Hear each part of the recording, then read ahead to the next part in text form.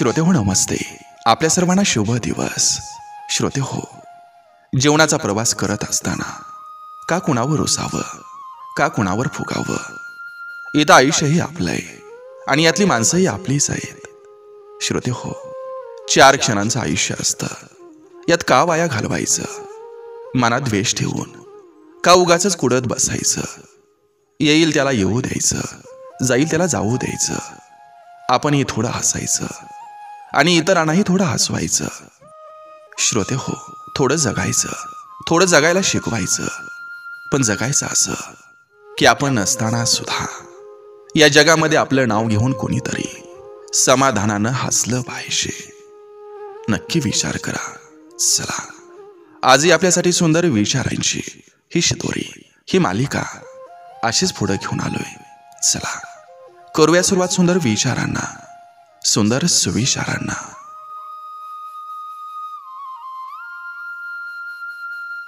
पाऊस जखमाना चिघळवतो आणि भरतो सुद्धा.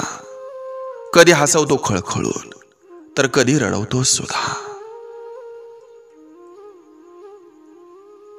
काही लोक कायम सोबत असतात, कधी कधी सावली बनून, तर कधी कधी आठवण बनून. सावलीत विसवायचं असतं आणि आठवणीत रमायचं असतं. बेधुंद होऊन आपल्याच मस्तीत जगत राहायचं. लोकांचं काय, सगळ्यांचे धुणे धुवत असतात. आपल्या हक्काचं मागता आलं पाहिजे. माणसाला हवं तसं जगता आलं पाहिजे. माणसानं कायम चंद्रासारखं वागावं, स्वतः अंधारात राहून इतरांना शीतल प्रकाश द्यावा. बेरोजगार मुलाच्या उशीतून अश्रूंचे उखळ वाहतात, पण कोणालाही त्याची जाणीव नसते. मंदिराच्या तिजोरीला लावलेलं कुलूप हे माणसाच्या बदलत चाललेल्या मानसिकतेचा एक पुरावा आहे.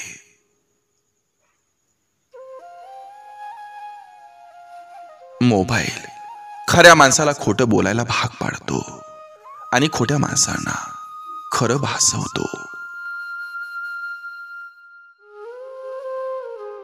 थोडंसं चालत राहा आयुष्यात, पुढच्या वळणावर नक्कीच आराम असेल. आहे तोपर्यंत बोलून घ्या, नंतर शोधून सुद्धा सापडणार नाही. वाईट काळात साथ सोडणारी तीच लोक असतात, चांगल्या काळात जी आपल्या अवतीभोवती असतात. आयुष्यात कोणी यावं हे आपल्या हातात नसतं आणि आयुष्यभर कोणासोबत राहावं हे नक्कीच आपण ठरवू शकतो.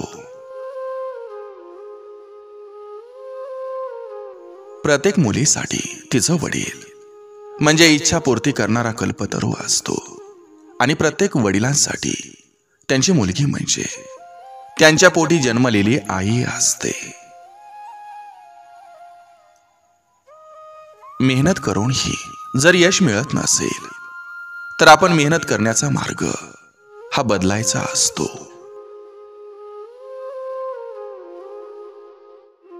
आग लावणाऱ्यांनी एक गोष्ट कधीच विसरायची नसते की वाऱ्यानं दिशा बदलली तर त्यांची पण घरं जळाल्याशिवाय राहत नाहीत.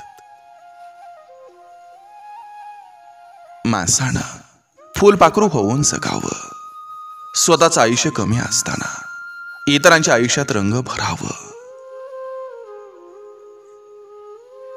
जोपर्यंत घराच्या उंबरट्यावर आई बाप आहेत तोपर्यंत घराला घरपण असतं.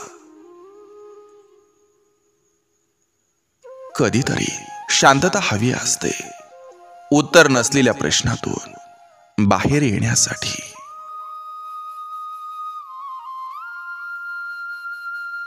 मनात एक असेल तर समोर कितीही येऊ द्या, मन कधीच भरकटत नसतं.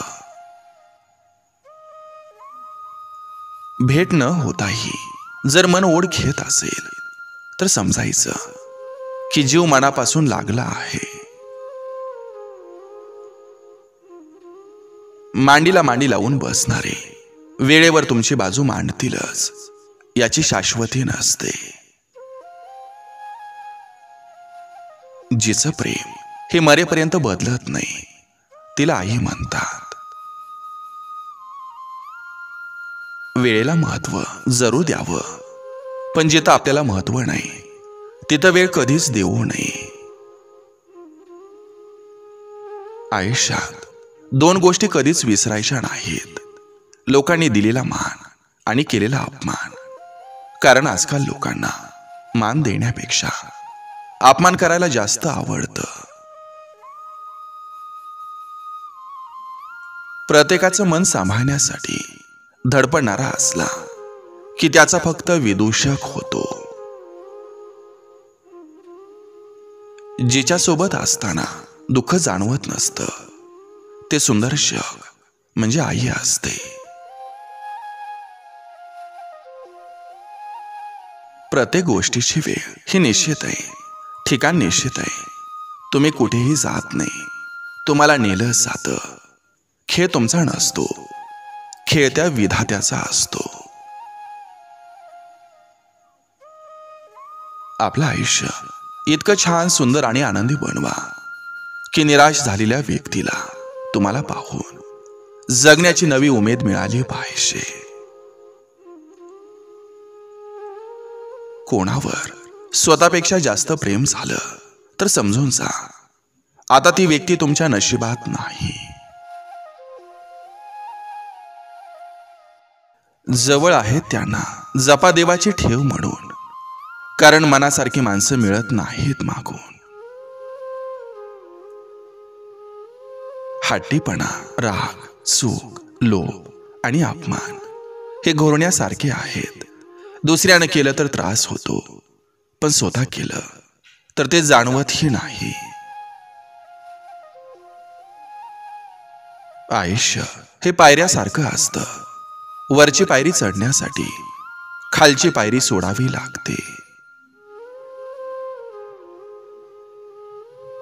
इन्व्हेस्ट तिथंच करा जिथून रिटर्न येईल, मग तो पैसा असो, भावना असो किंवा टाइम. आपलेपणा नुसता दाखवण्यासाठी नसतो, तर वेळ प्रसंगी साथ आणि सोबत राहून सिद्ध करावा लागतो. नवीन आलं की जुन्याचा विसर पडतो, मग ते नातं असो किंवा वस्तू. सन्मानाचा दरवाजा एवढा लहान असतो की तिथं थोडं झोकल्याशिवाय प्रवेश मिळत नाही. घरात संपत्ती नांदली म्हणून सुख नांदेलच असं नसतं. दोन्हीचा उपभोग घेण्यासाठी स्वतःच्या मनात समाधान नांदणं जास्त महत्वाचं असतं.